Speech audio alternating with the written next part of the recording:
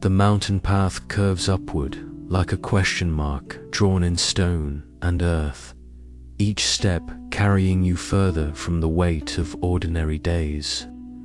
Your feet know this rhythm now, the soft crunch of gravel beneath worn shoes.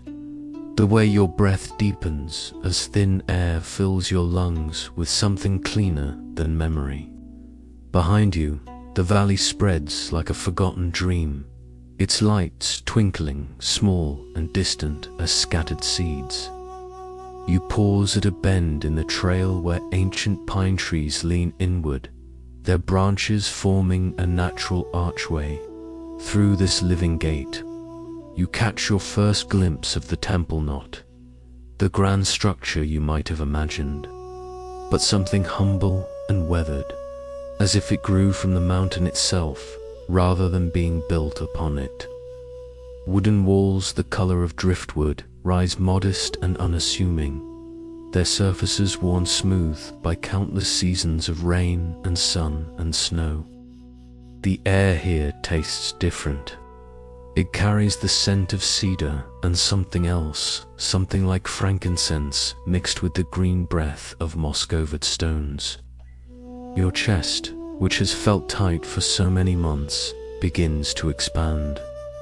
Each inhalation draws not just oxygen but possibility, not just air but the faint promise that rest might actually be real. As you climb the final stretch of path, you notice how the noise in your head, that constant chatter of worry and planning and regret, begins to quiet. Not because you're forcing it to stop, but because something in this place naturally absorbs sound the way a forest floor absorbs footfalls. The voices that have been your constant companions, those internal critics and advisors and fearmongers, seem to grow shy here, as if they sense they've entered a space where their services are no longer required. You think of Sarah, your sister, who told you about this place after her own visit last winter. "It's not what you'd expect," she had said, stirring honey into her morning coffee, her eyes distant with memory. "There's nothing fancy about it. But something happens there. Something you can't explain to people who haven't felt it themselves." At the time, you had nodded politely, thinking she was being dramatic. Now, with each step closer to the temple gates, you begin to understand what she meant. The gates themselves are simple wooden posts connected by a rope made of hemp, decorated with small paper prayers that flutter like white butterflies in the evening breeze. There's no lock, no barrier, except the invitation to pause and consider. Are you ready to enter? Are you prepared to set down what you've been carrying? You stand before this threshold and feel something shift inside your chest. Not quite relief, not yet peace, but a loosening. Like a knot that has been pulled tight for years, finally beginning to give way. Your hand rests on the gate, and you realize you're no longer thinking about tomorrow's deadlines or yesterday's mistakes. You're simply here, breathing mountain air, watching prayer flags dance against a sky that's deepening from blue to indigo. A sound drifts from within the temple grounds, not quite music, not quite silence, but something in between. Perhaps it's the wind moving through bamboo groves, or the distant ring of a meditation bell, or simply the sound of peace itself becoming audible. You don't need to name it or understand it. You only need to follow where it leads. The gate swings open at your touch, smooth and soundless, as if it's been waiting for precisely this moment, for precisely you. As you step across the threshold, your feet touch stone that's been worn smooth by countless pilgrims who came before, each carrying their own burdens, each seeking their own version of rest. The stones seem to whisper, "Welcome home," Welcome to the place you've been searching for without knowing its name. The temple courtyard opens before you like a prayer made visible simple. Clean, filled with the kind of beauty that doesn't shout but whispers. Everything here speaks of intentionality without effort, of care without fuss. And somewhere in the gathering dusk, you sense rather than see a presence moving toward you, patient as twilight, steady as the mountain itself. From the shadows between buildings that seem to breathe with the mountain's rhythm, a figure emerges so quietly you might think he materialized from the evening air itself. The monk moves like water, finding its natural course and hurried, inevitable. Graceful in a way that speaks of decades spent learning the art of presence. His robes are the color of autumn leaves, simple cotton that whispers against itself as he walks, and his feet are bare despite the cool mountain stones. His face is neither young nor old, but timeless, like a river that has been flowing so long it has worn away the sharp edges of its banks. When he looks at you, his eyes hold the kind of depth you find in still ponds, clear enough to see the bottom, vast enough to lose yourself in. He doesn't speak immediately, and somehow this silence feels more welcoming than any words could be. Instead, he bows not the formal bow of ceremony, but something more intimate, the way one friend acknowledges another after a long journey. His hands come together at his heart in a gesture that seems to say, I see you, I see what you carry, I see your tiredness and your hope and your willingness to be here despite not knowing what here means. You find yourself bowing in return, though you're not sure why. The gesture feels natural, like responding to a smile with a smile, like meeting kindness with kindness. When you straighten, something has changed in the space between you, not friendship exactly, but recognition. As if some part of you that has been sleeping for years has suddenly opened its eyes. The monk gestures toward a low wooden building where golden light spills from paper windows like honey from a jar. His movements are economical, each gesture containing exactly what it needs and nothing more. As you walk beside him across stones that seem to glow faintly in the twilight, you realize you haven't felt the need to fill the silence with words. The quiet here isn't empty or awkward, it's full, pregnant with possibility, alive with the kind of peace that doesn't need explanation. You think of your friend Michael, who always says that comfortable silence is the mark of true connection. He learned this, he once told you, from his grandmother, who could sit with him for hours on her front porch without either of them feeling the need to speak. Some people, she had said, are like favorite books. You don't need to keep reading new pages to know they're good. Walking beside this monk, you understand what she meant. The building you're approaching seems to radiate warmth from within, and as you draw closer, you catch the scent of something brewing, not quite tea, not quite herbs, but something that makes your shoulders drop and your breathing deepen. Through the translucent windows, you can see simple wooden furniture, low tables, cushions arranged with careful attention to both comfort and beauty. Before you reach the entrance, the monk pauses and turns to face you. His expression is patient, expectant, but not demanding. It's the look of someone who has all the time in the world and is willing to give you exactly as much as you need. In this moment, you realize that everything you thought you knew about hurry, about efficiency, about the importance of moving quickly through life, might be just one way among many of being human. Subscribe to the channel so you don't miss future chapters, and share in the comments how you're feeling. He extends his hand toward the door, palm up, in a gesture that somehow contains both invitation and question. Are you ready? His posture seems to ask. Ready to step into a space where the rules might be different, where rest might be possible, where the weight you've been carrying might finally find a place to settle. The door is made of wood, so old it seems to hold stories in its grain, stories of other seekers who stood where you stand now. Other hearts that beat with the same mixture of hope and uncertainty that fills your chest. The monk's hand on the door handle is steady, unhurried, as if opening this door is a sacred act that deserves its full measure of attention. Inside, the light is golden and soft, cast by oil lamps that flicker gently in their glass chimneys.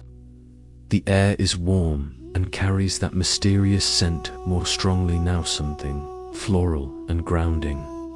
Something that speaks to parts of your nervous system you didn't know were listening.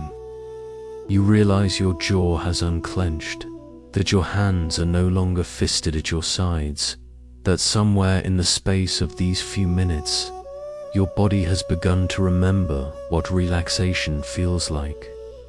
The monk steps aside to let you enter first, another small courtesy that feels significant in ways you can't quite name. As your feet cross the threshold, you feel the day's tensions beginning to drain away like water through cupped hands, not all at once, but steadily, inevitably, naturally. Here, in this lamplit room that smells of flowers and old wood and something indefinably sacred, your long journey toward rest is about to begin in earnest. The monk moves through the golden-lit space with the fluid grace of someone who has performed these actions thousands of times. Yet each movement carries the freshness of a ritual being enacted for the first time. He approaches a low wooden table where ceramic vessels wait in perfect arrangement, not the perfection of rigid control, but the harmony that emerges when things are placed with loving attention to their purpose. Steam rises from a clay pot that sits over a small flame, curling upward in spirals that catch and scatter the lamplight like visible prayers. The scent that has been teasing your senses since you arrived grows stronger now, white flowers and sweet roots. He had promised, and indeed you can identify jasmine and something earthier, something that speaks to ancient memories buried deep in your cells. You watch as he lifts the pot with both hands, his fingers wrapped around it like a chalice, steam wreathing his face in momentary veils. There's something about the way he handles this simple vessel that transforms the act of pouring tea into something approaching ceremony, not formal ceremony with prescribed words and rigid gestures, but the kind of sacred attention that any moment can hold when we offer it our full presence. The liquid that flows from pot to cup is the color of pale amber, clear and luminous. As he pours, the monk's eyes remain soft, unfocused in the way that suggests deep listening, not to any particular sound, but to the moment itself. You find yourself breathing more slowly, drawn into the rhythm of his movements, the steady pour of liquid, the gentle settling of the pot back onto its rest. He presents the cup to you with both hands, and when you reach to receive it, your fingers brush his briefly. His skin is warm and calloused from years of temple work, but soft in the way that comes from a life lived gently. The cup itself is imperfect, slightly lopsided, its glaze uneven in places where the fire kissed it with unique patterns. It feels alive in your hands, like holding something that grew rather than something that was manufactured. You think of your grandmother, Alina, who always said that the best meals were made with ingredients you could pronounce and hands that moved with love. She would spend entire afternoons in her kitchen, not because cooking was complicated, but because she understood that food prepared with presence tasted different, not just better, but somehow more nourishing to parts of yourself you hadn't known were hungry. The first sip of the monk's tea carries this same quality of loving attention. The liquid is perfectly warm, not hot enough to burn, but warm enough to spread through your chest like liquid sunrise. The taste is subtle, complex to sweetness of flowers, balanced by something grounding and rich, like drinking the essence of a garden after rain. As you drink, the monk settles onto a cushion across from you, his own cup cradled in his palms. He doesn't watch you drink or wait for your reaction. Instead, he simply receives his own tea with the same quiet attention he offered yours. This, you realize, is how he does everything completely present to what is, without grasping after what might be or should be. The warmth spreads through your body in gentle waves, and you notice things beginning to soften inside you, not just your muscles, though your shoulders do drop another inch, but something deeper. The tight knot in your stomach, the one that's been there so long you'd forgotten it wasn't natural, begins to loosen. Your breathing deepens without effort, each inhale drawing not just air but something like peace into your lungs. Between sips, you find your attention settling into the present moment in a way that feels both foreign and familiar. Foreign because you can't remember the last time you weren't planning or remembering or worrying. Familiar because somewhere deep in your bones, you recognize this state, this simple being with what ease as something you knew once, long ago, before you learned to be anywhere but here. The monk sets down his empty cup with the same careful attention he brought to lifting it. And you realize that in his world, there's no hierarchy of important and unimportant actions. Pouring tea receives the same quality of presence as meditation, setting down a cup the same reverence as prayer. Every gesture is both ordinary and sacred, both simple and profound. He rises from his cushion in one smooth movement, like a dancer who has learnt to work with gravity rather than against it. His hand extends toward you, not demanding, but offering, and you understand this is an invitation to whatever comes next. As you stand, the tea's warmth still radiating through your system, you feel lighter somehow, as if you've set down a burden you didn't realize you were carrying. The monk moves toward another door, this one leading deeper into the temple complex, and as you follow, you carry with you the taste of flowers and earth, the memory of hands that moved with loving attention, the beginning understanding that rest might not be something you do, but something you allow yourself to receive.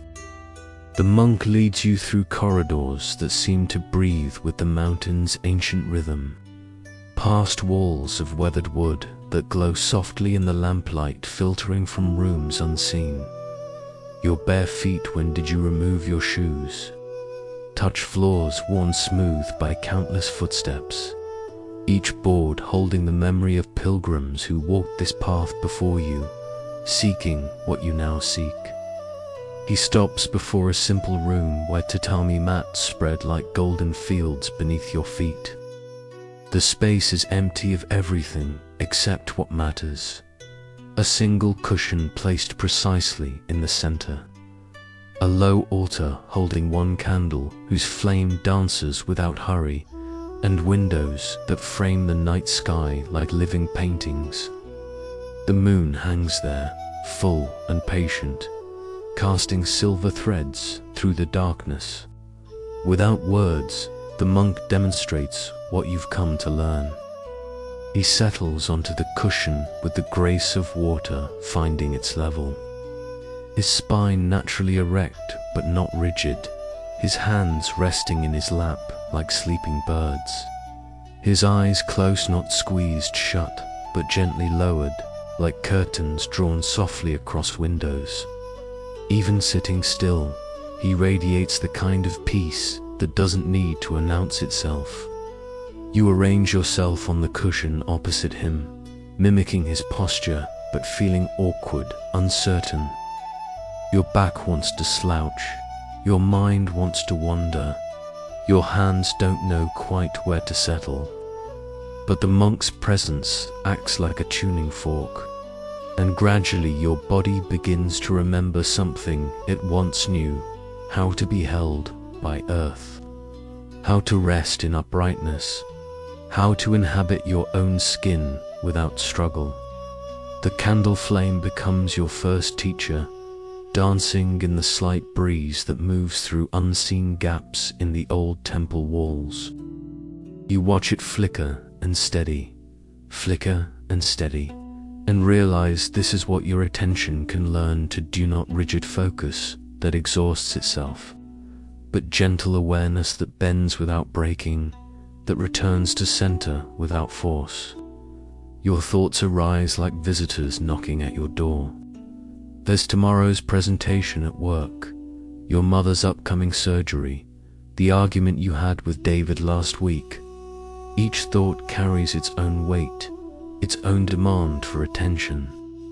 But here, in this room where silence has deep roots, you begin to learn a different way of relating to the contents of your mind. You think of your nephew Jamie, who learned to ride a bike by first learning to fall gracefully. His father taught him that the secret wasn't avoiding wobbles, but knowing how to come back to balance. The bike wants to stay upright, he would say, running alongside Jamie's unsteady progress. Your job isn't to force it. Your job is just to trust it and make gentle corrections. This is what you discover now about sitting still. Your mind wants to wander. This is natural, inevitable, nothing to fight against. Your job isn't to stop thoughts from arising, but to notice when you've drifted and gently guide your attention back to this moment. This breath, this candle flame that continues its ancient dance regardless of your mental commentary. The monk's breathing becomes audible, not loud, but present a steady rhythm that your own breath begins to match without conscious effort. In, pause, out, pause. Like waves reaching shore and retreating, like the mountain itself breathing through the long night. You feel your chest rising and falling in harmony with his, and realize this is another form of teaching, not through words, but through simple presence, simple example. Your body begins to settle into this new rhythm. The place between your shoulder blades, which has been tight for months, starts to soften. Your jaw unclenches. Your hands, which you realize have been gripping each other, slowly relax. It's as if your nervous system is finally receiving permission to stand down from the high alert it's maintained for so long. Through the window, you watch clouds drift across the moon's face like scarves blown by celestial wind. They don't cling to the moon or try to possess its light. They simply pass through its illumination and move on. This, you begin to understand, is how you can relate to your own thoughts, letting them pass through the sky of your awareness without attaching to them, without pushing them away. A sound drifts from somewhere in the temple perhaps, another practitioner settling into sleep, perhaps just the old wood creaking as it cools in the night air. Instead of analyzing the sound or wondering what it means, you simply let it be part of the larger symphony of this moment. Your breathing, the monk's breathing, the candle's gentle flicker, the mountain's vast silence holding it all. You realize you haven't checked your phone in nearly an hour, haven't even thought about it until now. This absence of the familiar anxiety about missing something important feels strange at first, then liberating. Here, in this room where time moves differently, urgency begins to seem like something you can choose, rather than something that chooses you. The monk's eyes open slightly, not to look at anything in particular, but to include vision in his meditation. You follow his example, letting your gaze rest softly on the candle flame without staring, aware of the room around you without cataloguing its contents. This is the practice of just sitting shikantas, being completely present to what is without agenda or goal. As the minutes pass unmarked by clocks or schedules, you feel yourself sinking deeper into a kind of alertness that has nothing to do with thinking and everything to do with being. Your body feels both more solid and more spacious, more grounded and more free. You are learning the paradox of meditation, that by doing nothing, everything is transformed. The monk's hand rises slowly, like a feather caught in an updraft, and comes to rest over his heart. His eyes, still soft with meditation's gentle focus, meet yours with a look that says, "Now we explore the bridge between body and spirit, the sacred pathway that connects earth to sky through the simple miracle of breathing." He takes a breath that seems to draw not just air, but the entire mountain into his lungs, deep, unhurried, complete. As he exhales, you can almost see the breath leaving him like morning mist, carrying with it whatever tensions or thoughts he no longer needs. His chest rises and falls with the rhythm of someone who has learned that breathing is not just a biological function, but a form of prayer, a conversation between the small self and the vast mystery that surrounds it. You find yourself naturally beginning to match his rhythm, not through effort, but through the kind of unconscious harmony that happens when you walk beside someone whose pace perfectly matches your own. Your breath deepens without force, your exhales lengthen without strain. It's as if your body remembers something about breathing that your mind had forgotten, that each breath is both an arrival and a departure, both a receiving and a letting go. The monk places one hand on his chest, the other on his belly, and you mirror this gesture. Beneath your palms, you feel the subtle expansion and contraction of your own breathing body, ribs spreading like wings, diaphragm lowering like a gentle tide.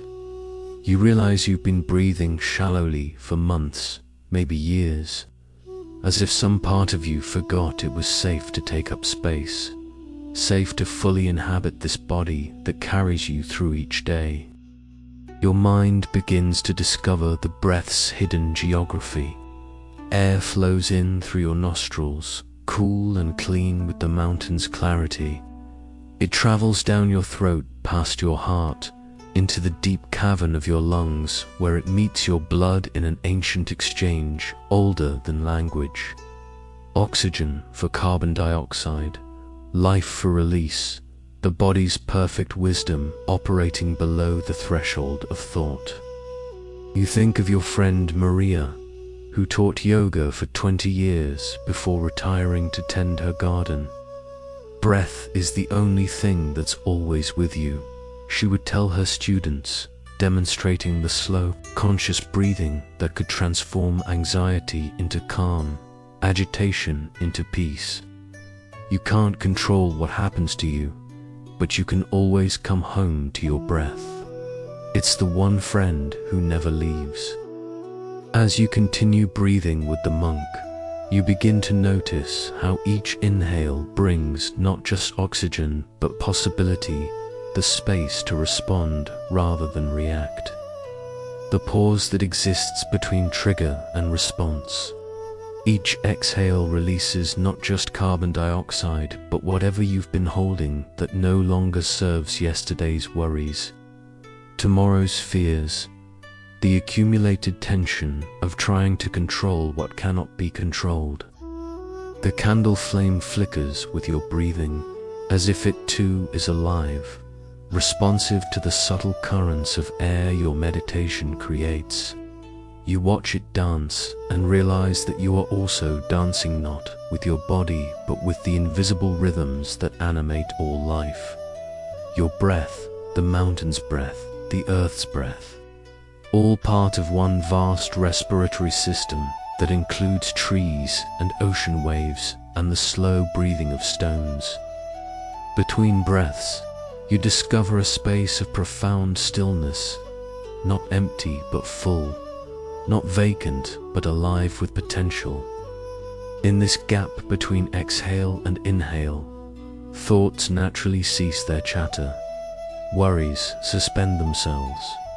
The future and past fade into background noise, leaving only this eternal now where peace isn't something you must find but something you already are.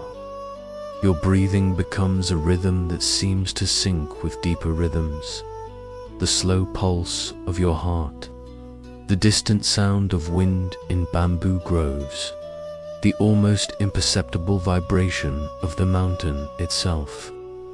You feel connected to something larger than your individual concerns, part of a web of breathing beings that includes every creature sharing this moment on earth. The monk's breath grows even softer, so quiet you must listen with more than your ears to follow it. His chest barely moves now, his belly rising and falling like gentle swells on a calm sea.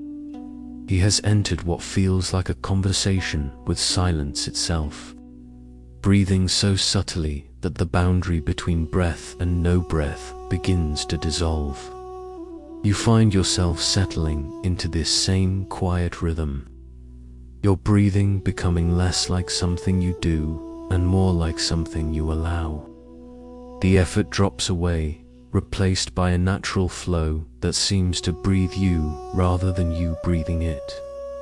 Your body knows exactly how much air it needs, exactly when to inhale and when to release, exactly how to balance effort with ease. In this state of conscious breathing, time takes on a different quality. Minutes might be passing, or hours no longer matters. You've entered the timeless space where breath connects each moment to the next, where presence becomes more important than progress, where simply being alive feels like the most natural miracle imaginable.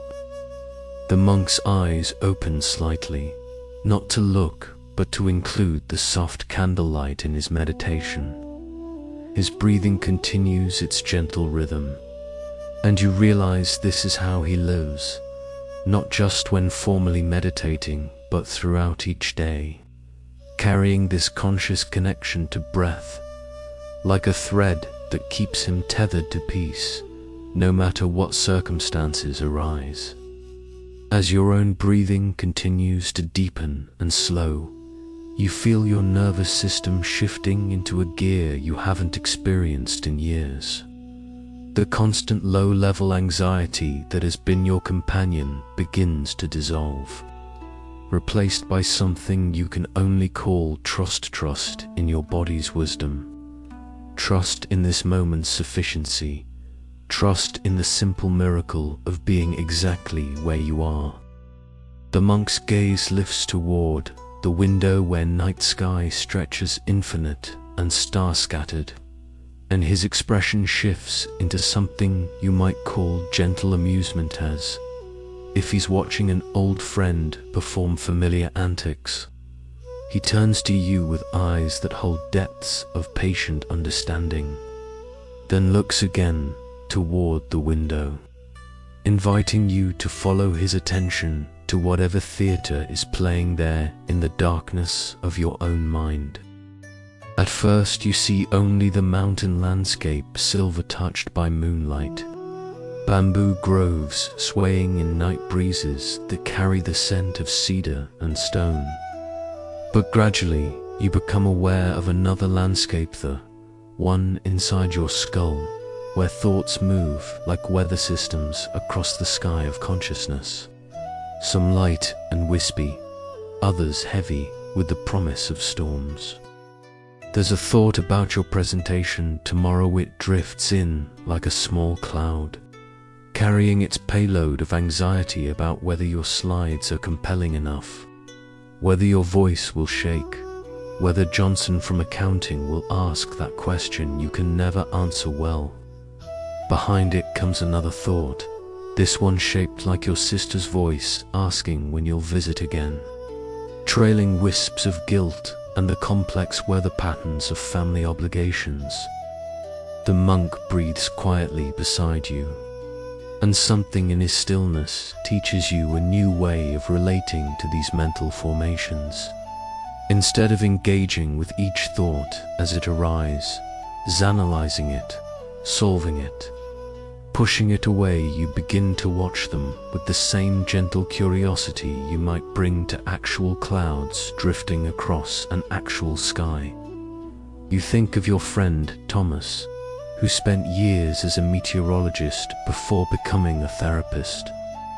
Whether just is, he once told you over coffee, watching storm clouds gather outside the cafe window.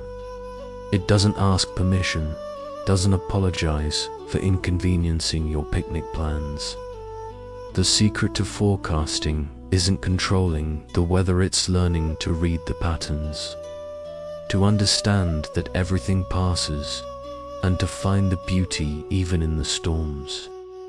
A memory surfaces now, floating into awareness like a cumulus formation backlit by afternoon sun. Your grandfather teaching you to fish when you were 8 years old, his patient hands showing you how to cast the line, his quiet voice explaining that the fish would come when they were ready, that your job wasn't to force them, but to be present with whatever the river offered. The river knows its business, he had said, and somehow you understand that your mind, too, knows its business. More thoughts arise. The conversation you need to have with your landlord about the leaky faucet, the book you've been meaning to read for 6 months, the way the morning light looked yesterday when you paused on your walk to work and actually noticed it for the first time in weeks. Each thought carries its own texture, its own weight, its own particular flavor of urgency or wistfulness or simple information. But here, in this meditation hall, where silence has learned to hold space for everything, you discover that thoughts don't require the same kind of immediate response you've been giving them. They can simply be acknowledged the way you might nod to a neighbor passing on the street, without needing to follow them home or engage them in lengthy conversation. The monk shifts slightly on his cushion, a movement so subtle it's like watching grass grow. And yet this tiny adjustment seems to demonstrate something important about working with mental formations.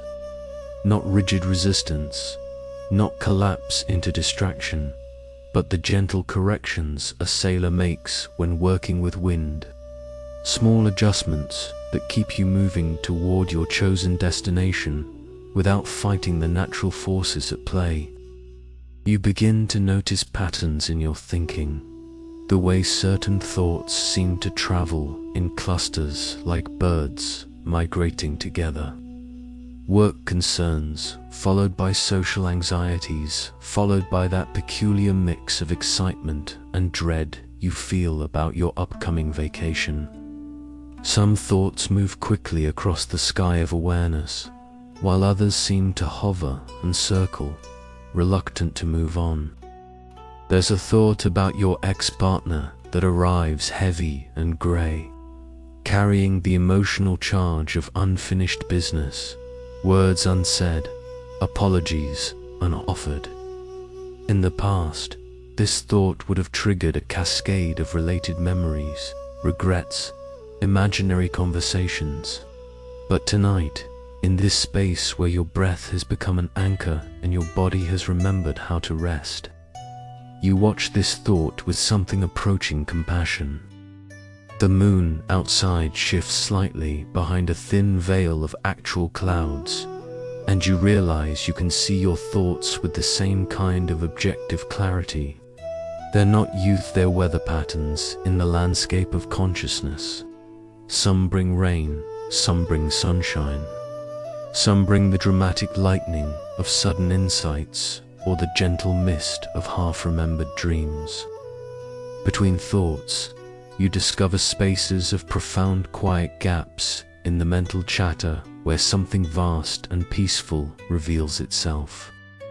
These spaces aren't empty, but pregnant with possibility, alive with the kind of awareness that doesn't need content to know itself. In these gaps, you rest in what feels like your true nature, not the accumulated stories and worries and plans, but the clear awareness in which all these formations arise and pass away. The monk's breathing continues its steady rhythm beside you, and you realize he's not trying to stop thoughts from arising, he's simply not getting caught by them. Like someone sitting by a river watching leaves float by, he observes the flow of mental content without jumping in to swim alongside each passing formation.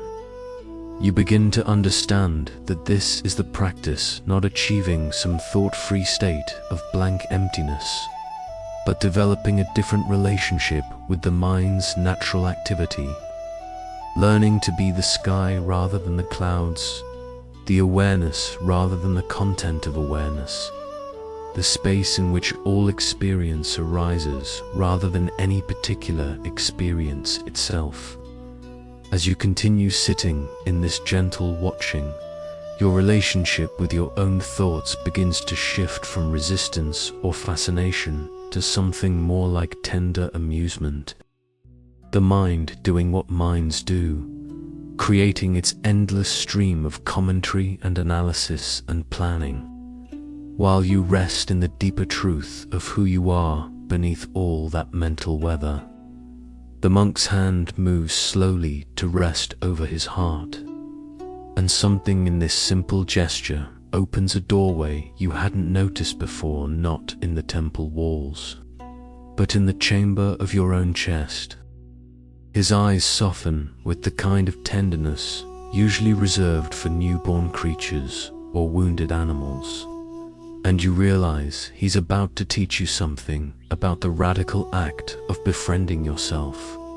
He begins with his own heart, placing both palms there like a parent soothing a restless child. His face relaxes into an expression of such gentle acceptance that you feel something tight in your own chest begin to loosen. Without words, he demonstrates what it looks like to offer yourself the same compassion you would naturally extend to a beloved friend in distress.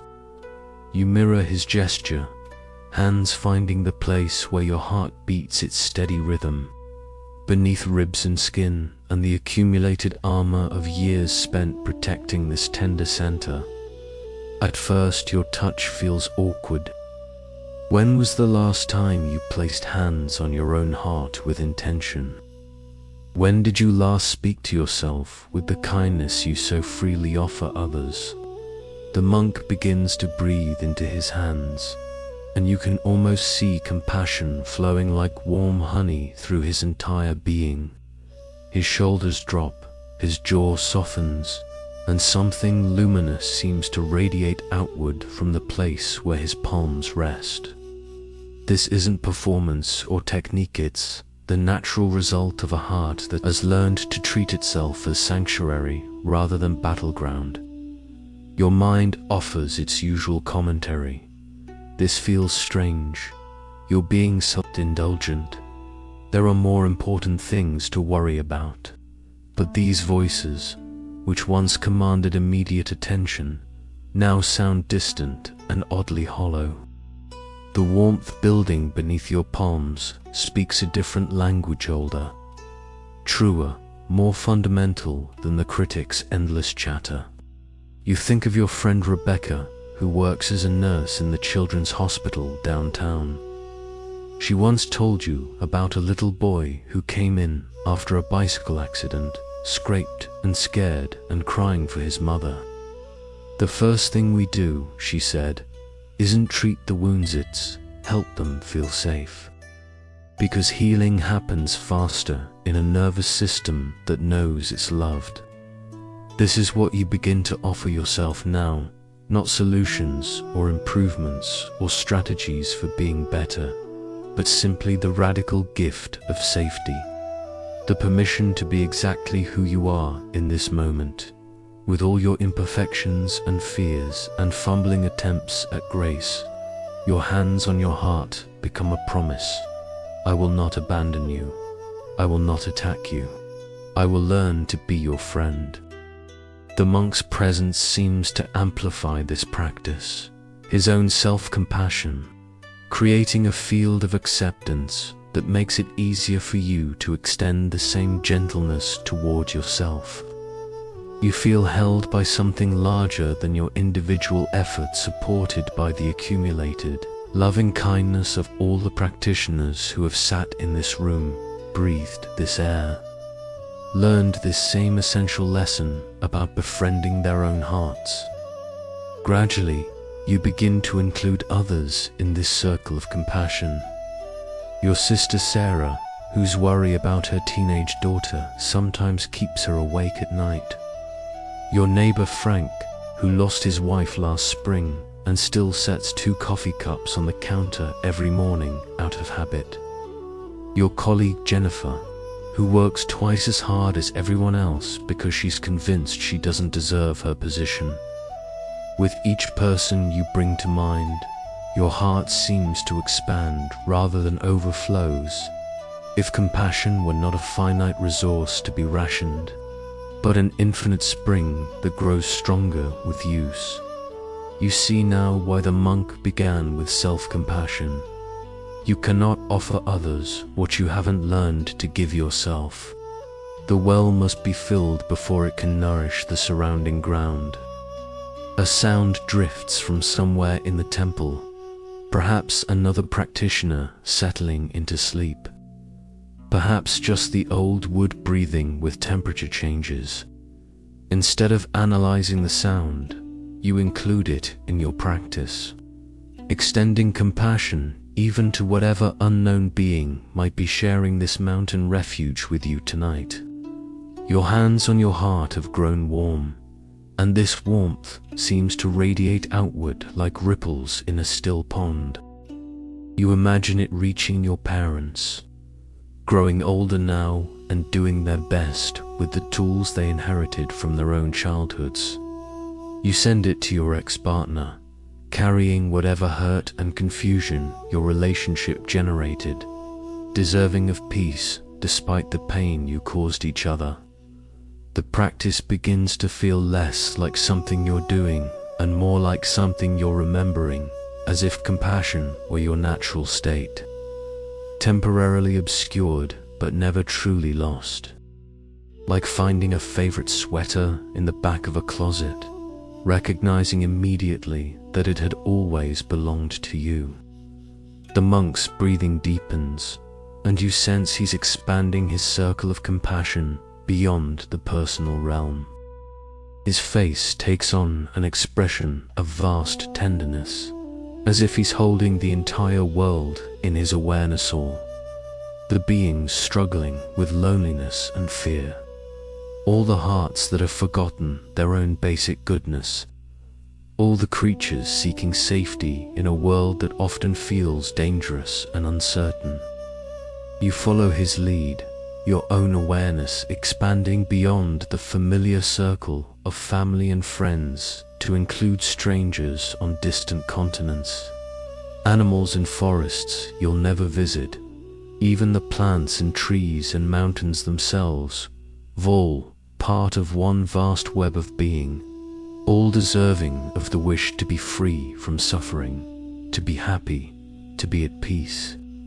This universal compassion doesn't feel abstract or theoretical, but surprisingly concrete and immediate. Each being you include in your practice seems to strengthen your own capacity for love, as if the heart operates by different mathematics than the mind, growing larger through division, becoming richer through sharing, finding abundance through giving everything away. The moon outside has shifted position, and silver light now falls directly across your joined hands, blessing this practice with its ancient benediction. You realize that this room, this moment, this simple act of placing hands on heart has become a doorway into something vast and healing, not just for you, but for every being touched by your expanding circle of loving kindness. The monk rises from his cushion with the fluid grace of someone who has learned to carry meditation into movement, each gesture emerging from the same pool of awareness that informed his sitting.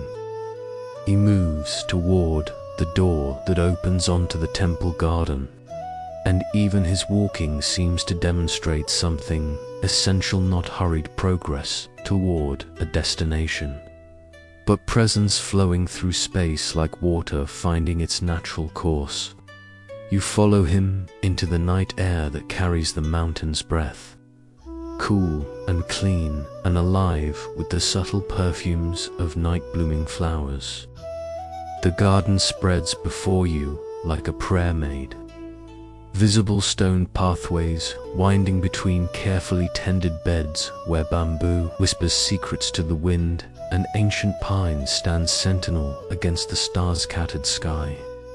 The monk begins to walk, and immediately you understand this is not ordinary walking, but something closer to meditation in motion. Each step lands with conscious intention, his bare feet making contact with stone and earth as if greeting old friends. His pace is so slow that movement becomes a form of stillness, each footfall a moment of arrival rather than departure toward somewhere else. You match his rhythm and discover that walking this slowly requires a different kind of attention than you've ever brought to the simple act of moving through space. Your feet must find their own wisdom about balance and weight distribution. Your breathing naturally synchronizes with your steps, 3 breaths for each deliberate placement of foot on path, creating a rhythm that seems to harmonize with deeper rhythms you're only beginning to sense. The pathway curves between raised beds where herbs grow in the silver moonlight, plants whose names you don't know but whose presence feels both medicinal and sacred. The monk pauses beside a small shrine where a stone Buddha sits in eternal repose, one hand touching the earth in the gesture that says, "I am here, I witness, I remain unshaken by the storms of circumstance." Without speaking, the monk demonstrates how to approach the shrine, hands brought together at heart level, a slight bow of recognition, not worship of an external deity, but acknowledgement of the same peaceful presence that sits within your own chest. You follow his example, and something in this simple gesture connects you to the countless pilgrims who have walked this path before, each seeking their own version of the peace that seems to emanate from these ancient stones.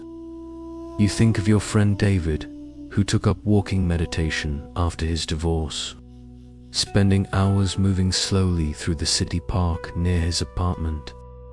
"It saved my sanity," he once told you, describing how the practice taught him to inhabit his body differently, to find refuge in the simple miracle of one foot following another. I learned that I didn't need to get anywhere to arrive where I needed to be. The monk continues along the path, and you discover that walking at this pace allows you to notice things that usually escape attention in the rush toward destinations. The way moonlight catches in spider webs stretched between bamboo stalks, transforming them into mandala jewels of silver thread. The sound your feet make on different surfaces, the soft whisper on moss-covered stones, the tiny percussion on gravel, the almost silent settling into patches of earth worn smooth by decades of contemplative walking. Each step becomes a meditation on presence, a practice of arriving fully in this moment, rather than leaning forward into the next. Your mind, accustomed to the forward momentum of goal-oriented movement, begins to settle into a different gear, one that values being over getting, process over destination, the journey over any imagined arrival point. The path leads past a small pond where lotus flowers float like stars fallen to earth, their petals luminous in the moonlight. The monk pauses here, and in the stillness you can hear the pond's gentle music water moving over stones, the soft plash of a fish rising to the surface, the whispered conversations of reeds bending in the night breeze. Standing beside the water, you feel your awareness expand to include not just the visual beauty of this place, but its entire sensory symphony. The cool air on your skin, the earthy fragrance of water and growing things, the way the sound of your own breathing mingles with the pond's quiet music to create something that feels almost like prayer. The monk begins walking again, leading you along a circuit that seems designed to include every corner of this sacred space. Past the vegetable garden where tomorrow's meals grow in neat rows, around the meditation hall where other practitioners might be sitting in their own explorations of inner silence, through groves of bamboo that create natural cathedrals with their arching canopy. With each step, you feel your relationship with time shifting. Minutes pass, or perhaps hours, but urgency has no place in this garden where patience is cultivated like the herbs and flowers.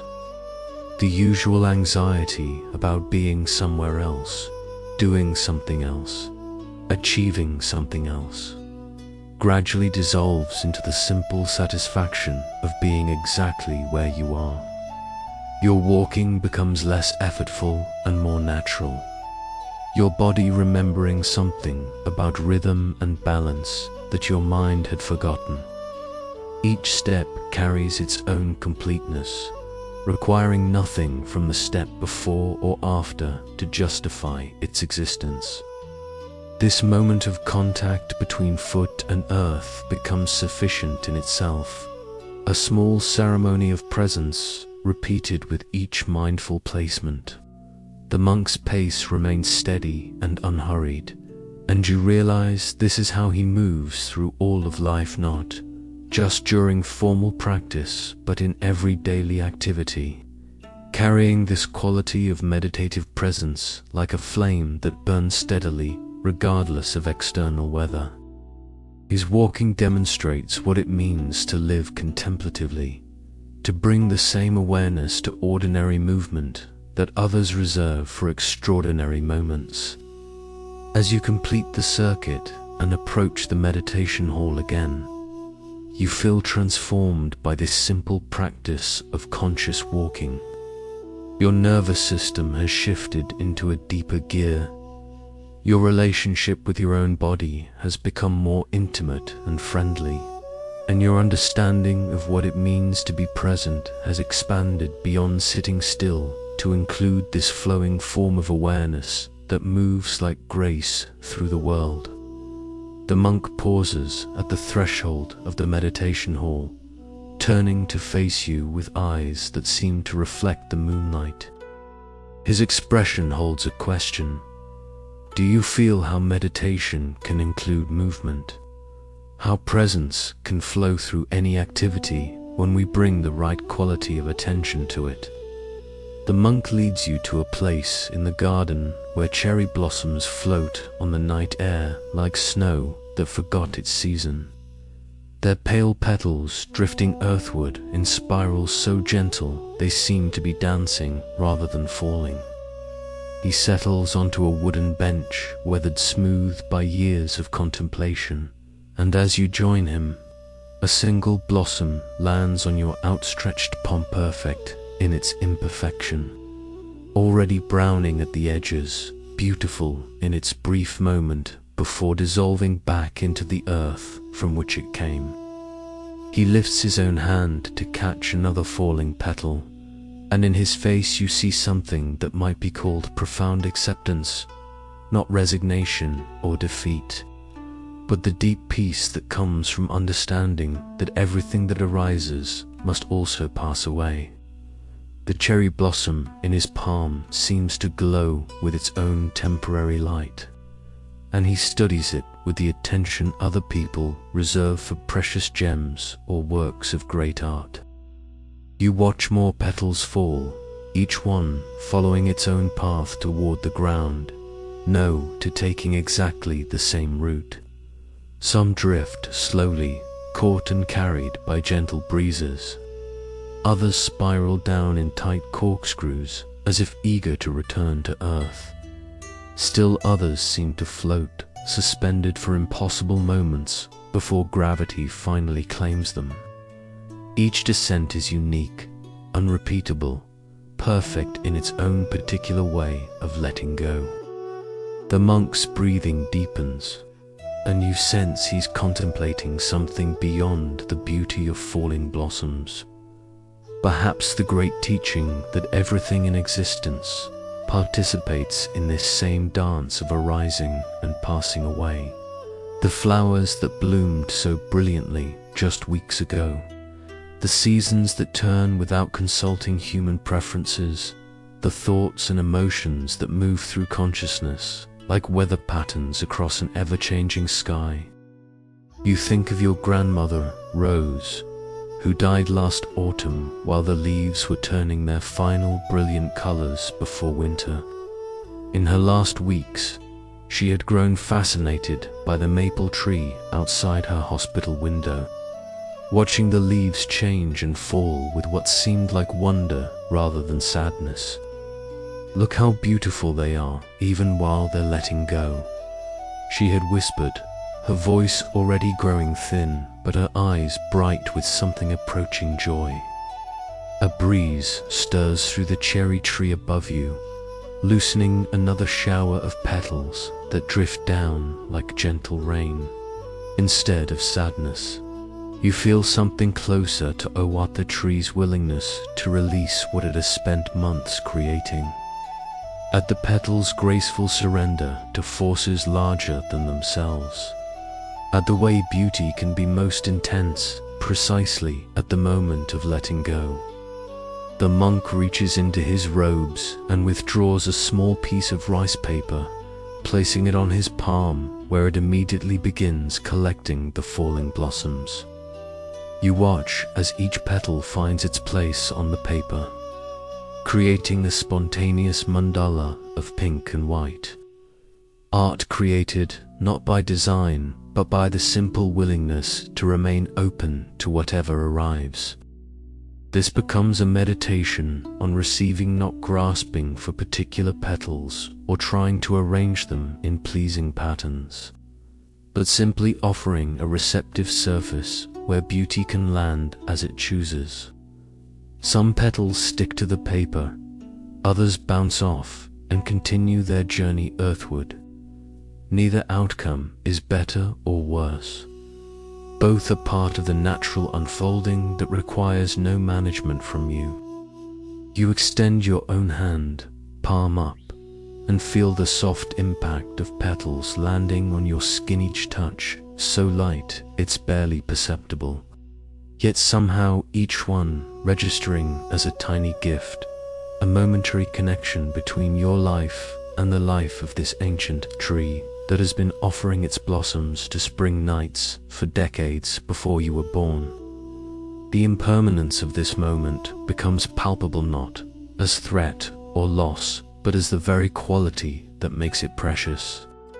If cherry blossoms bloomed forever, would you notice their beauty with this same intensity? If this peaceful night in the temple garden could be extended indefinitely, would you feel the same gratitude for its gentle offerings? You begin to understand that the monk brought you here not to learn about cherry trees, but to experience directly how letting go can be beautiful. How impermanence isn't the enemy of joy, but its closest collaborator. The petals falling around you demonstrate what your own life is always doing, continuously releasing what has served its purpose to make space for what wants to emerge. A petal lands on the monk's shoulder, and he lets it remain there like a badge of honor, a sign that he belongs to the same great community of impermanent beings as the tree. His stillness allows the blossom to rest undisturbed, and you realize this too is a teaching about how gentleness with ourselves can create space for beauty to find us without being pursued. The moon shifts behind thin clouds, and in the changing light the falling petals seem to glow with their own luminescence. You feel your grip on permanence, on the idea that things should stay the same, that loss is always tragedy, that change is always threat beginning to loosen, like a fist slowly opening to reveal what it's been holding. Another shower of petals descends, and you find yourself smiling at their graceful release. What seemed at first like the tree's sacrifice now appears as generous offering, the blossoms completing their purpose not by clinging to branches, but by contributing their beauty to the larger cycle of growth and decay and renewal that includes everything from mountains to mayflies, from stars to the fleeting thoughts that move through your awareness like these petals through moonlit air. The monk rises slowly from the bench, careful not to disturb the petals still resting on his shoulder. His movement is so gentle that even gravity seems to cooperate, the blossom remaining in place as if it trusts his commitment to carrying it wherever the next moment leads.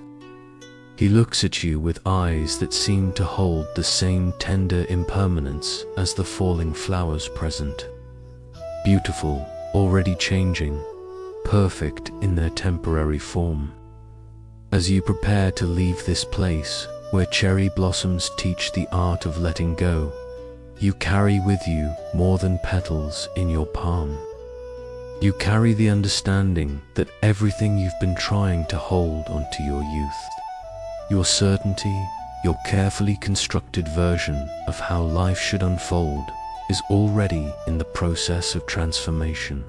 And this isn't catastrophe, but the natural way that beauty moves through the world, arriving and departing in its own perfect timing, leaving traces of wonder for those willing to receive its brief gifts. The monk guides you back toward the meditation hall, but instead of entering, he settles onto the wooden steps that lead to the entrance.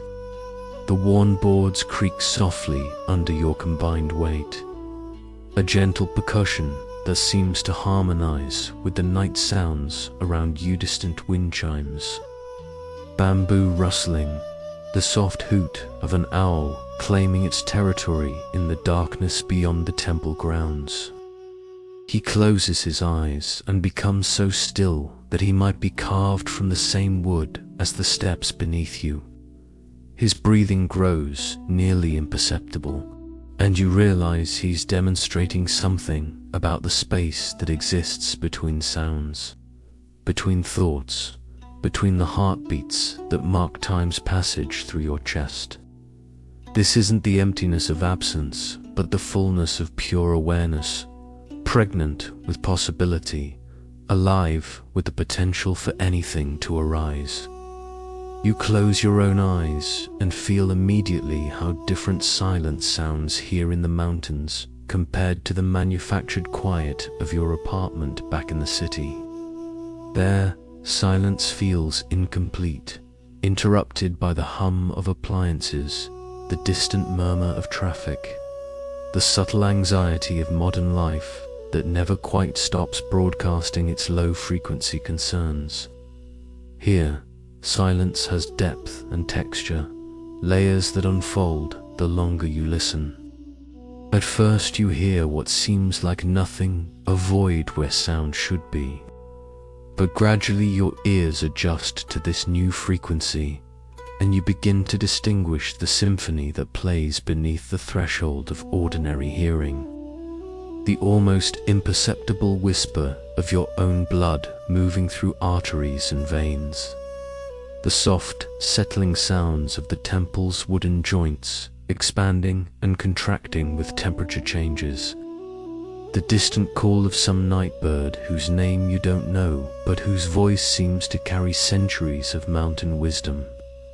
The monk's stillness beside you creates a kind of acoustic space where subtle sounds can emerge and be received. You realize that his presence functions like a tuning fork, helping you attune to frequencies you usually miss in the constant chatter and bustle that fills most days. Silence, you're beginning to understand, isn't the absence of sound, but the presence of listening so refined it can receive the whispered conversations that always surround us. You think of your friend Marcus, who went deaf gradually over several years due to a genetic condition. Instead of becoming isolated by his hearing loss, he developed what he called visual listening, an ability to read the subtle communications that happen through posture, facial micro-expressions, the energy fields that people carry around them. I thought losing my hearing would make me miss everything, he once wrote to you. Instead, it taught me that most real communication happens in silence anyway. A sound arises from somewhere deep in the temple, perhaps another practitioner turning over in sleep, perhaps just the old building breathing through the long night. Instead of labeling or analyzing the sound, you simply let it be part of the larger silence that contains all sounds, the way the ocean contains all waves. The noise doesn't break the silence, but emerges from it and dissolves back into it, like a drop of water returning to its source. Your awareness begins to expand beyond the auditory realm to include the silence between your own thoughts, in the gaps where the mental commentary pauses those brief interludes, between one thought's ending and another's beginning. You discover a spaciousness that feels infinite and intimate at the same time. This is the silence that has always been there, you realize, temporarily obscured but never truly absent, waiting patiently for you to remember how to receive its gifts. The monk's breathing becomes your guide into deeper listening. Each of his exhales seems to create more space for silence to reveal its hidden dimensions. You begin to sense that silence isn't static but alive, breathing, responsive to the quality of attention you bring to it. The more gently you listen, the more subtle layers of quietude reveal themselves, each one more refined than the last, each one opening onto greater depths of peace. Between the owl's calls, you hear something that might be the sound of starlight touching earth, not audible in any conventional sense, but somehow perceptible to parts of your nervous system that have been dormant for years. The boundary between inner and outer silence begins to blur as you realize that the peace you're discovering in the world around you is the same peace that lives in the depths of your own being. a gentle wind moves through the garden. And instead of thinking about what's causing the sound or where the wind is going, you simply receive the audio of air moving through leaves like a gift offered freely to anyone willing to listen. This receptive quality of attention transforms even ordinary sounds into something approaching music. Not entertainment, but nourishment for parts of yourself you hadn't known were hungry. The temple bell, dormant since your arrival, suddenly rings once a clear, pure tone that seems to emerge from silence itself and expand through the mountain air like ripples in still water. The sound doesn't interrupt the quiet, but reveals how vast and accommodating silence can be, how it can contain the loudest bell and the softest whisper with equal grace.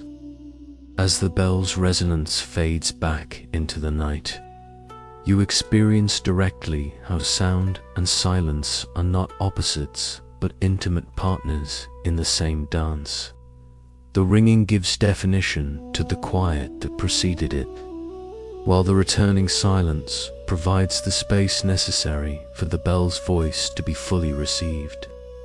Neither could exist without the other, and both are expressions of the same essential emptiness that you're learning to recognize as your own true nature. The monk opens his eyes slowly, as if returning from a journey to the source of sound itself. His gaze rests on nothing in particular, but seems to include everything: the garden, the mountains, the star-filled sky, the silence that connects all these appearances like the canvas on which a painting appears. His expression carries the deep satisfaction of someone who has touched something real and sustaining, something that will remain available regardless of what circumstances might arise. You feel your own eyes opening onto this same quality of spacious awareness, no longer looking for particular objects, but resting in the field of perception itself. The silence you've been exploring reveals itself not as something you experience, but as what you are, the aware space in which all experiences arise and dissolve. The unchanging background against which the constantly changing foreground of life plays its endless variations. This understanding settles into your bones, not as intellectual knowledge, but as direct recognition, the way you might suddenly remember the name of a childhood friend, or the melody of a lullaby your grandmother used to sing. You have always been this silence, this aware emptiness, this spacious presence that can hold joy and sorrow, sound and quietude, movement and stillness, without being disturbed by any of them. The monk rises from the temple steps with the same unhurried grace that has marked all his movements. But now there's something different in his posture, a quality of deep settling, as if he's moving not just through space, but through layers of consciousness toward some essential center. He leads you back into the meditation hall, where the single candle still flickers in its glass chimney, casting dancing shadows that seem to breathe with the ancient walls. He settles onto his cushion and begins to demonstrate something you haven't seen before: quality of listening so refined it seems to include not just sounds, but the very fabric of existence itself. His head tilts slightly, as if he's receiving transmissions from frequencies beyond the range of ordinary hearing. His entire body becomes an instrument of receptivity, open to whatever subtle communications might be flowing through this mountain sanctuary. You mirror his posture and immediately sense what he's tuning into: not the obvious sounds of wind and settling wood, but something more fundamental: the soft electronic hum of your own nervous system processing the night's experiences, the almost inaudible whisper of blood moving through the tiniest capillaries in your earlobes, the delicate percussion of your heart valve opening and closing with each beat that moves life through your body. Your ears begin to adjust to this new depth of listening, like eyes adapting to darkness until previously invisible details emerge from shadow. You can hear the subtle crackle of the candle's wick consuming wax, so quiet it's more vibration than sound. The faint settling noises the cushion makes as it responds to the micro-movements of your breathing body. Even the silence itself seems to have texture layers of quietude that reveal themselves only to the most patient attention. The monk's breathing becomes barely perceptible, and you realize he's listening to something even subtler than physical sounds. Perhaps the vibration of thoughts before they become fully formed, or the whispered communications that pass between all living things like a constant background conversation you usually miss. His face takes on an expression of such refined attention that you feel honored to witness this demonstration of consciousness turned toward its own deepest sources. You think of your friend Alina, who worked as a sound engineer before becoming a meditation teacher. She once described how professional-grade recording equipment can pick up sounds that human ears miss entirely: the subsonic groaning of countenance shifting, the ultrasonic conversations of dolphins miles away, the electromagnetic signatures of distant galaxies. The universe is constantly singing, she had said, but we've trained ourselves to hear only the loudest frequencies. Following the monk's example, you begin to listen beneath the level of identifiable sounds toward something that might be called the background music of existence itself. At first, this feels like straining to hear something that isn't there. But gradually you realize you're not trying to hear more, but trying to hear differently with your whole being rather than just your ears. With your heart rather than just your head. A profound stillness settles over the meditation hall, deeper than the absence of sound. This is the silence that mystics and poets have attempted to describe across centuries, not empty but pregnant with infinite possibility. Not void but vibrantly alive with the potential for any sound, any thought, any experience to emerge from its vast depths. You feel yourself dissolving into this silence, not as escape from life, but as return to life's essential nature. Your awareness expands beyond the boundaries of your individual listening to include the monk's refined attention, the temple's accumulated silence, even the mountain's ancient patience. You're no longer a separate listener receiving sounds from outside, but part of a vast field of listening that includes everything, the way a single wave is both distinct from and inseparable from the ocean that contains it. In this expanded state of awareness, the distinction between listener and listened to begins to dissolve. You're not hearing the mountain's silence. You are participating in the same silence that the mountain expresses. You're not observing the candle's gentle flickering. You're sharing in the same aliveness that animates the flame. The boundaries between self and world, between inner and outer experience, become permeable and fluid. The monk's face radiates a quality of profound satisfaction, as if he's touching something he's spent years learning to reach. His expression suggests he's receiving nourishment from these subtle frequencies, not entertainment or stimulation, but the kind of deep sustenance that feeds parts of human beings that most people never know are hungry. You discover that this refined listening creates its own kind of peace, not the peace of avoiding noise, but the peace of being so open to whatever arises that nothing can disturb your essential equilibrium. Sounds can emerge and fade without creating ripples in the deep stillness that you're learning to recognize as your true nature. This is the peace that passes understanding.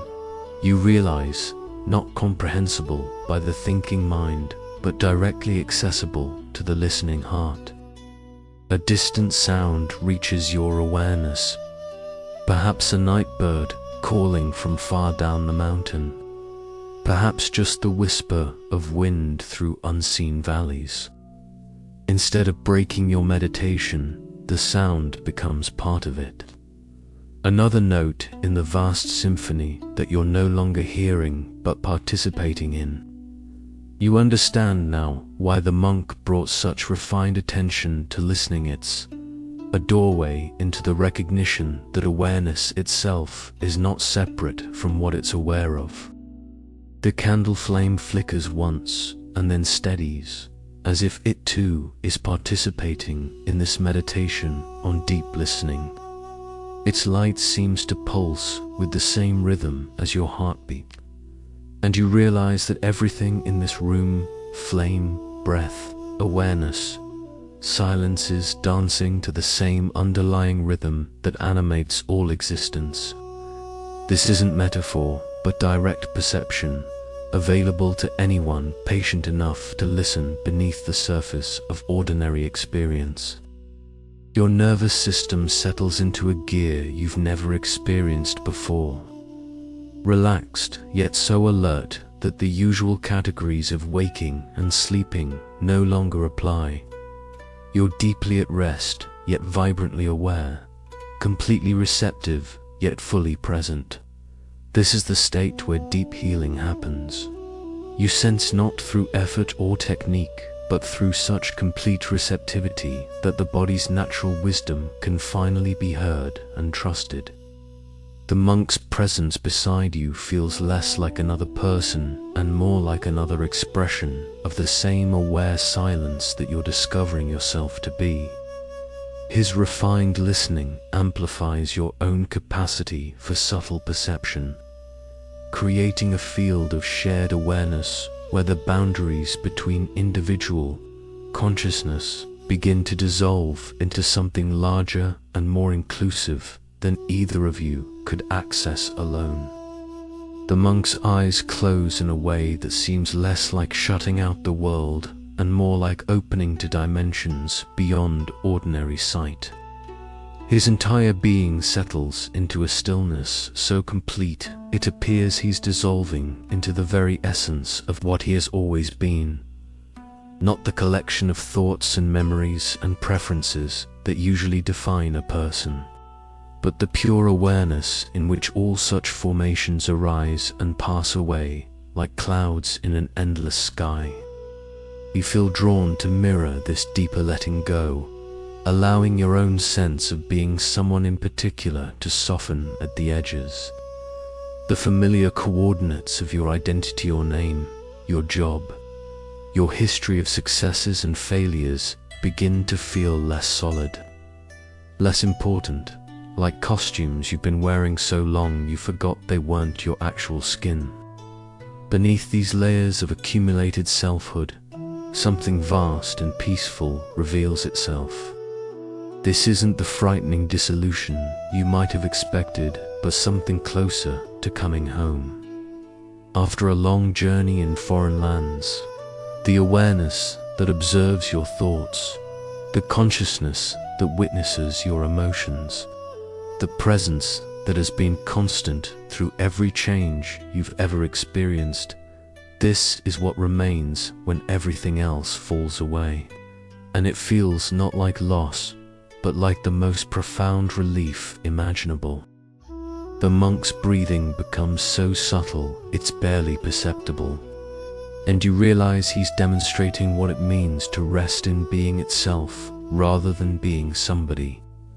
His face takes on an expression of such fundamental ease that you understand. This is how humans look when they're not working to maintain any particular version of themselves, peaceful, radiant, completely at rest in the simple fact of existence. Your own breathing naturally follows his rhythm, becoming less like something you do and more like something that happens through you. Each exhale releases another layer of effort, another fragment of the constant work of being a separate self, navigating a complex world. Each inhale draws in not just air, but the recognition that you have never actually been separate from the awareness in which all experience unfolds. You think of your friend Patricia, who spent months caring for her father as he died from cancer. In his final weeks, she said, he seemed to become more essentially himself than he'd ever been. Not because his personality grew stronger, but because everything that wasn't essential gradually fell away. It was like watching someone take off heavy clothes they'd been wearing their whole life, she had described it. What remained was so much lighter and clearer than what he'd carried before. This is the territory you're entering now, the approach to physical death, but the temporary death of the small self that allows the true self to emerge. The part of you that worries about tomorrow's meetings and yesterday's mistakes grows quiet, not suppressed, but simply no longer relevant to this moment, where past and future dissolve into the eternal now of pure being. In this space beyond personal identity, your awareness expands to include experiences that don't belong to any individual consciousness. You feel the mountain's patient presence, its willingness to support countless generations of seekers without asking anything in return. You sense the ancient stones beneath the temple, holding memories of builders long dead, of ceremonies conducted in languages no longer spoken, of prayers offered by pilgrims whose names have been forgotten but whose devotion somehow continues to bless this place. The boundary between your awareness and the monk's awareness begins to feel arbitrary, like a line drawn in water that disappears as soon as you stop actively maintaining it. You're not becoming him or losing yourself. You're discovering the shared ground of consciousness in which both your individual experiences arise. This is the space where all meditation ultimately leads. The recognition that separation is a useful fiction, but not an ultimate truth.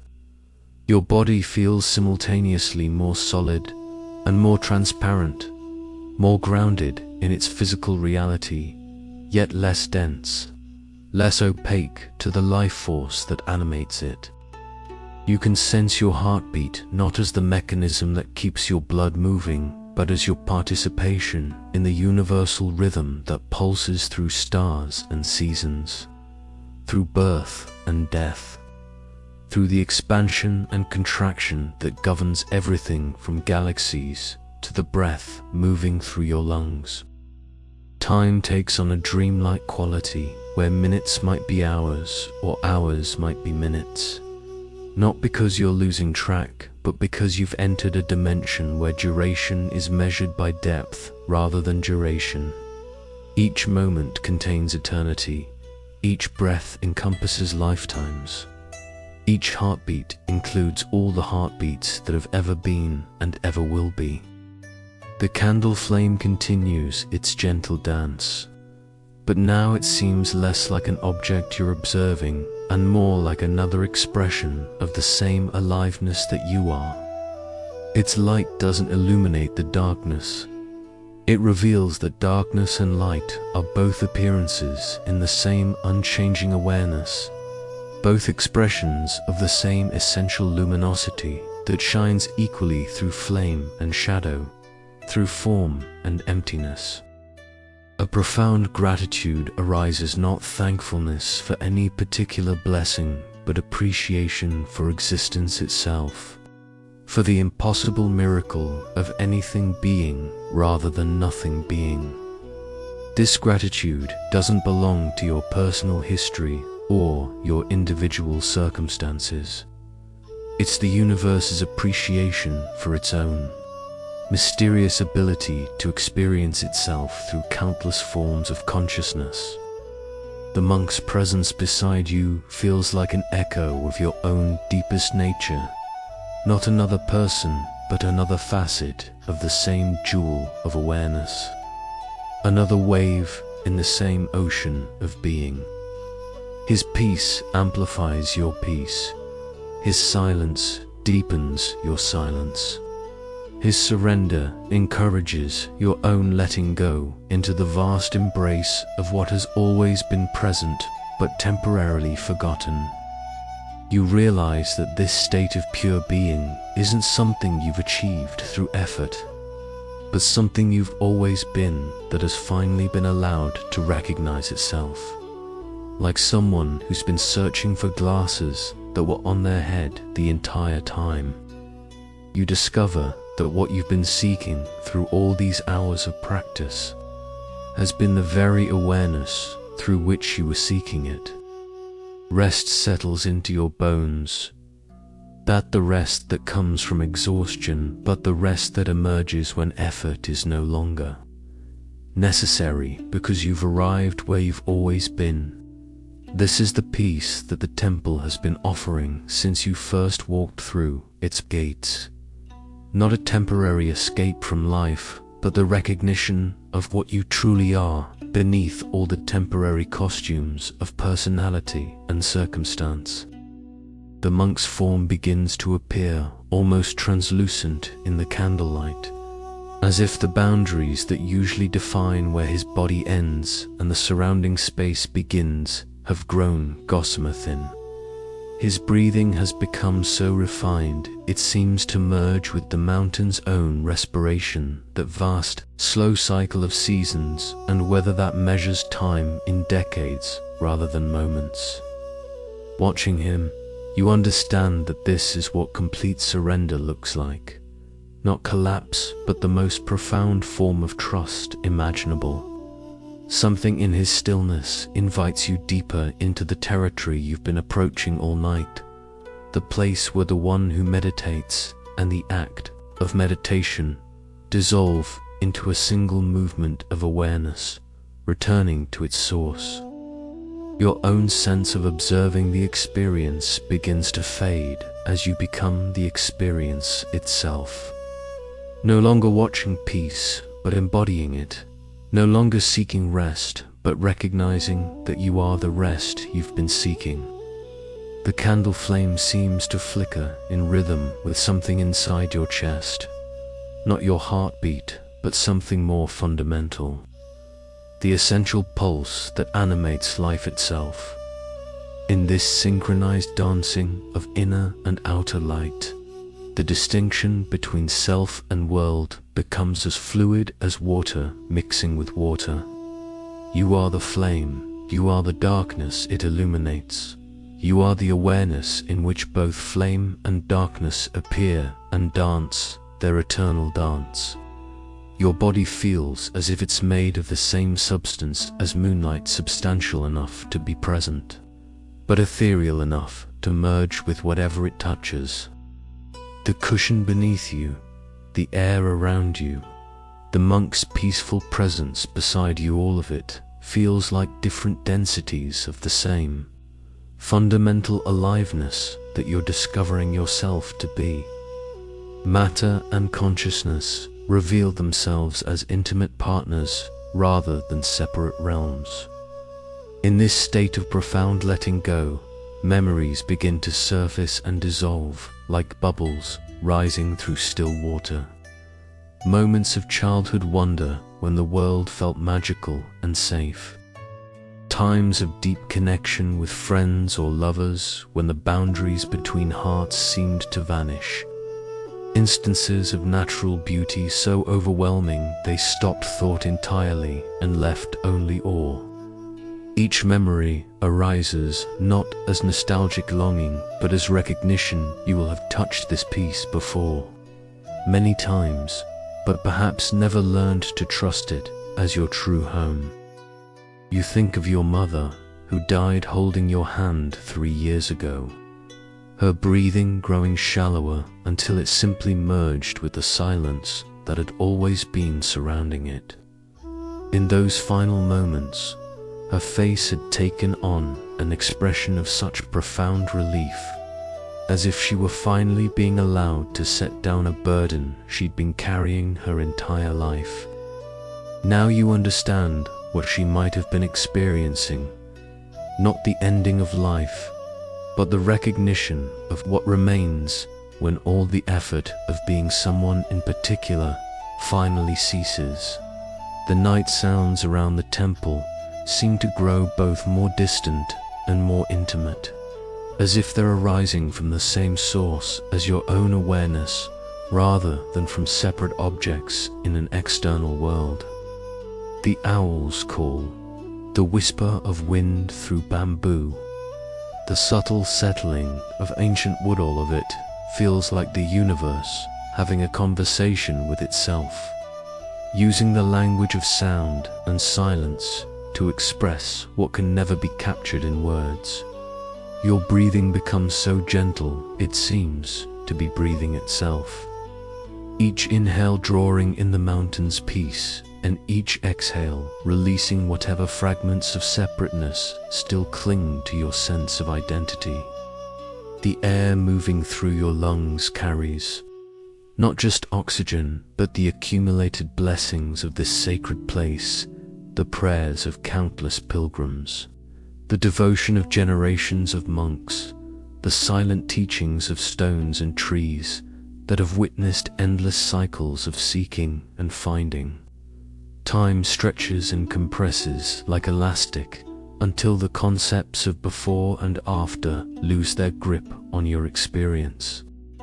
This moment has always been happening and will always be happening, eternal and ever-present, the one constant that remains while everything else flows and changes around it. You are not in time, but time is in you, unfolding within the spacious awareness that you're discovering is your essential nature. The monk's presence beside you feels like a confirmation rather than a separate. Witnesses if the same peace that's revealing itself through your individual consciousness is simultaneously expressing itself through his. Two waves recognizing they are both ocean, two flames discovering they share the same fire. Two expressions of the one awareness that dreams itself into countless forms while never ceasing to be essentially one. Your heart opens in a way that encompasses not just personal love, but the love that moves stars and seasons, that calls flowers into bloom and guides migrating birds across impossible distances. This isn't emotion, but the fundamental force that holds existence together. Not sentimental feeling, but the recognition that everything that is worthy of existence simply by virtue of being. This love requires no object, because it is the very ground from which all objects arise. The boundaries of your body become as permeable as mist, allowing the mountain's peace to flow through you like water through a clear stream. You feel held by something infinitely larger than your individual life, yet more intimate than your own breath. This is what the scriptures mean by divine embrace, not contact with an external deity, but recognition of the sacred dimension that has been present in every moment you've ever experienced, but perhaps never fully received. In this profound settling, even the idea of meditating begins to feel unnecessary. You're no longer practicing presence because you have remembered that you are presence itself. You're no longer seeking peace because you have recognized that peace is what you're made of. The spiritual search that brought you to this mountain temple reveals itself as love's way of recognizing love. Awareness's method of discovering its own infinite nature. The monk's breathing grows so subtle it seems to merge with silence itself. And following his example, you feel your own breath becoming less like movement and more like the gentlest possible acknowledgement of being alive. Each exhale releases you deeper into the arms of the absolute rest you've been seeking. Not the rest that comes after work is finished, but the rest that has always been your true condition. Temporarily obscured, but never actually absent. Darkness outside the windows begins to soften almost imperceptibly, as if night is beginning its slow dance toward dawn. But the approaching light doesn't feel like interruption or ending. It feels like the next movement in an eternal symphony where silence and sound, darkness and light, sleeping and waking are all expressions of the same inexhaustible mystery, celebrating its own existence through endless variations on the theme of being.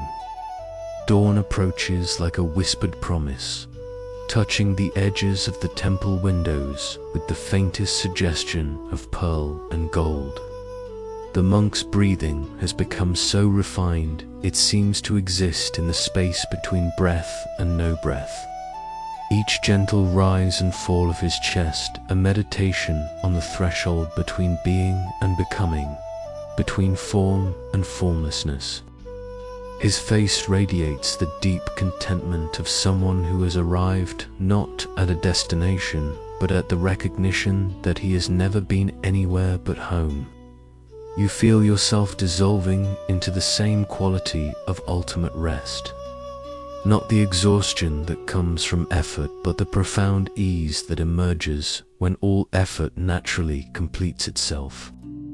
Your body feels simultaneously weightless and perfectly grounded, as if you've learned the secret of floating while remaining completely stable, of being utterly relaxed while maintaining perfect alertness. This is the paradox that meditation ultimately reveals. Rest and awareness are not opposites, but intimate partners in the dance of consciousness. The candlelight flickers one final time before the approaching dawn begins to make artificial illumination unnecessary. As the flame diminishes, something in your chest grows brighter, not metaphorically, but as direct experience. As if the external light is being absorbed and transformed into an inner radiance that requires no fuel to sustain itself.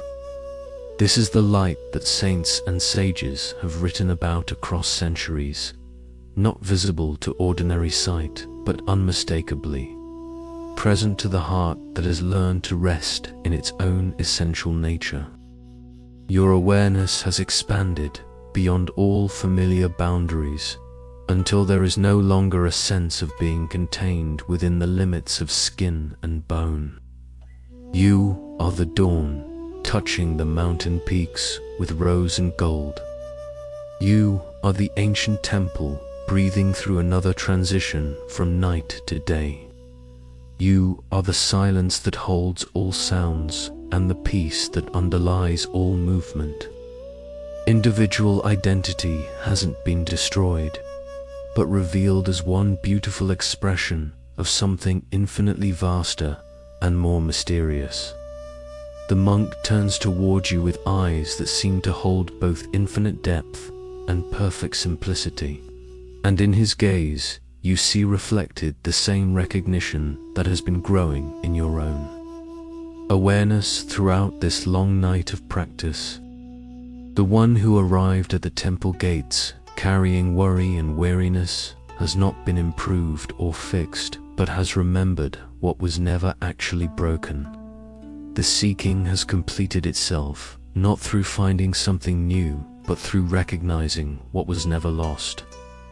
Slowly, like the mountain itself, awakening from its nightly rest, you feel your awareness beginning to include the approaching day. Birds begin their tentative morning conversations in the garden outside. The first golden rays of sunlight penetrate the meditation hall, transforming dust motes into dancing galaxies and casting everything in the warm embrace of beginning again. But this return to ordinary perception doesn't feel like leaving anything behind. It feels like bringing the infinite into the intimate, the eternal into the everyday. The temple bell rings once, clear and pure as crystal, its resonance seeming to emerge from the same silence you've been exploring and dissolving back into that same vast quiet. The sound doesn't break your meditation, but completes it, announcing not the end of practice, but the beginning of a life informed by what practice has revealed. You understand now why the bell is rung at dawn, not to wake people from sleep, but to celebrate the awakening that happens when consciousness recognizes its own infinite nature. Your breathing has found a rhythm so natural it seems synchronized with the earth's own respiration, with the slow pulse of seasons and tides and the ancient heartbeat that moves through all living things. Each breath carries the mountain's peace into your cells and releases whatever residue of separation might still be looking for somewhere to hide. You are breathing the same air that mystics and seekers have breathed for millennia, drawing sustenance from the same inexhaustible source that has always been freely available to anyone willing to receive it. The monk rises from his cushion with movements that seem to flow like water, finding its natural course. And you follow his example, your own body moving with a grace and ease you don't remember possessing when the night began. Standing feels effortless, as if gravity has become a friend rather than a force to resist. As if your body has learned to cooperate with physical laws rather than struggle against them. Every gesture emerges from the same stillness you've been cultivating, carrying the quality of meditation into the realm of ordinary movement. Together you walk toward the windows where dawn is painting the sky in watercolors, too subtle for names not quite pink, not quite gold, but something that exists in the space between colors, where beauty transcends description. The mountains stand in silhouette against this gentle light, their peaks crowned with mist that moves like slow-motion dancing, like the earth's streams becoming visible before dissolving back into the mystery from which they arose. The garden outside glows with dew that catches the early light like scattered diamonds, each drop a tiny lens reflecting the infinite back to itself. The cherry tree where petals fell during the night's teaching about impermanence now stands ready for whatever this new day might ask of it, perhaps more blossoms to release. Perhaps simply the quiet service of being present to another cycle of light and shadow, wind and stillness, the endless dance of form and emptiness that includes everything from mountains to moments, from temples to the thoughts that move through awareness like clouds across sky. You realize that you will carry this peace with you when you leave the temple, not as memory, but as recognition of what you actually are beneath all the temporary costumes of personality and circumstance. The monk's teaching has been to reveal that you are not someone who occasionally experiences peace, but peace itself, temporarily experiencing being someone. This understanding settles into your bones with the certainty of direct experience rather than the fragility of borrowed belief. The morning light grows stronger, and with it comes the gentle but unmistakable invitation to return to the world beyond these mountain walls. But there is no anxiety in this transition, no sense of leaving sanctuary for something less sacred. You understand now that the temple's greatest teaching is that every place is temple, every moment is meditation, every breath is an opportunity to touch the infinite that masquerades as the ordinary, waiting patiently for recognition by hearts that have learned to rest in their own essential nature. The monk bows deeply, not to you, but to what has been revealed through your mutual practice. And you return this bow with the understanding that you are honoring not each other, but the one awareness that has been exploring itself through two apparent forms. In this gesture of mutual recognition, the night's journey reaches its natural completion, not as ending, but as beginning, not as achievement, but as homecoming, not as escape from life, but as the most intimate possible embrace of what life actually is. When seen with clear eyes and received by an open heart, the temple holds its silence like a blessing offered freely to all who enter.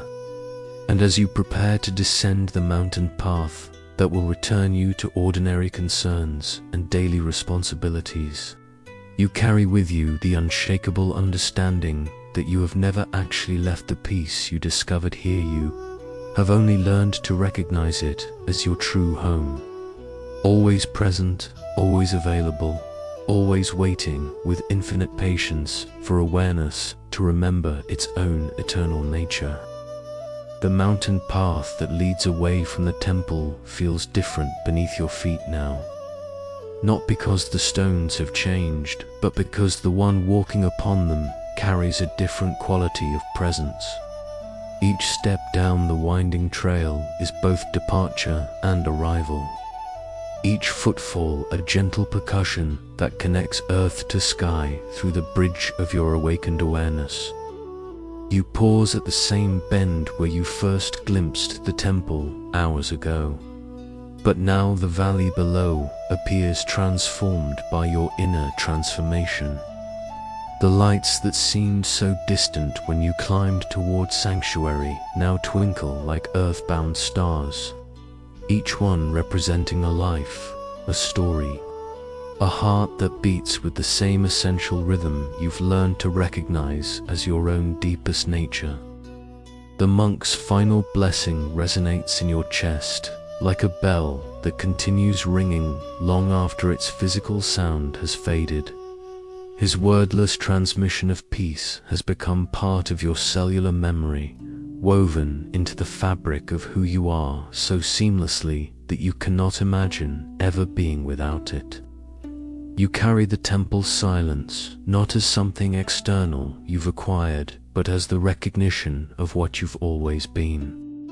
Dawn light continues to paint the landscape in watercolors of rose and gold, and you realize you're seeing the world through eyes that have remembered how to receive beauty without grasping, how to witness change without resistance, how to be present to whatever arises without needing it to be different than it is. This is the gift of deep practice, not escape from ordinary life, but the ability to find the extraordinary hiding in plain sight within every ordinary moment. Your breathing maintains the gentle rhythm you learned in the meditation hall, each inhale drawing not just mountain air but the accumulated blessings of a night spent touching the infinite. Your body moves with newfound ease, as if it has learned to dance with gravity rather than struggle against it, to inhabit space with gratitude rather than tension. The sounds of awakening life drift up from the valley-distant traffic beginning its daily flow. Birds calling their territorial claims, the subtle hum of a world preparing for another day of human hopes and fears and dreams. But these sounds no longer feel like noise or distraction. They are simply the symphony of existence, expressing itself through countless forms. And you are both audience and instrument, both listener and song.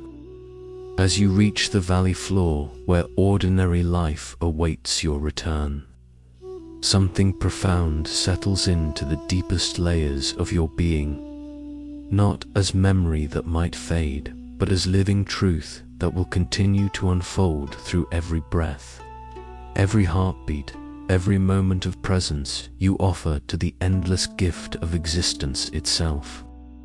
The temple may be disappearing behind mountain curves, but its essential teaching travels with you like seed planted in soil that has finally learned how to nourish what wants to grow. You understand now that the real monastery is wherever you are. The true meditation cushion is whatever ground supports you. The authentic teacher is this moment itself when received with the quality of attention you've learned to cultivate. Your footsteps on pavement sound different than they did yesterday, softer, more intentional, carrying the rhythm of someone who has learned to walk as prayer, to move as meditation, to inhabit each moment as sacred ground. The peace you discovered in mountain silence hasn't been left behind, but has revealed itself as your constant companion. Always available, always present, always waiting with infinite patience for recognition. The first person you encounter, perhaps a shopkeeper opening for morning business, perhaps another early walker greeting the day, receives something from you that wasn't there before. Not words or gestures, but the unmistakable fragrance of a heart that has touched its own infinite nature. This is how awakening spreads, not through teaching, but through being. Not through doing, but through the quality of presence that naturally emanates from consciousness that has remembered its true home. Your breath continues to flow with the gentle rhythm that mountain silence taught you, each exhale releasing whatever is ready to be released. Each inhale drawing sustenance from the inexhaustible source that feeds all life. Time moves differently now, still marking minutes and hours, but no longer tyrannizing your experience with urgency, no longer demanding that you be anywhere other than exactly where you are. The sun climbs higher, painting ordinary streets and familiar buildings in the same golden light that blessed the temple garden. And you realize there is no separation between sacred and mundane, between temple and marketplace, between meditation and life. Everything is temple. Everything is meditation. Everything is the infinite expressing itself through temporary forms, playing hide-and-seek with its own eternal nature. As the day unfolds around you with its familiar rhythms and responsibilities, you carry within your chest a flame that no external circumstance can extinguish. The recognition that you are not a separate self navigating a foreign world, but awareness itself temporarily exploring what it means to be human, to be embodied, to be this particular expression of the one consciousness that dreams all dreams and wakes from all dreams, while never ceasing to be the dreamer. The temple's bells may no longer ring in your ears, but their resonance continues in the spaces between thoughts, in the pause between heartbeats, in the eternal silence that holds all sounds, and will continue holding them long after these particular forms have dissolved back into the mystery from which they arose.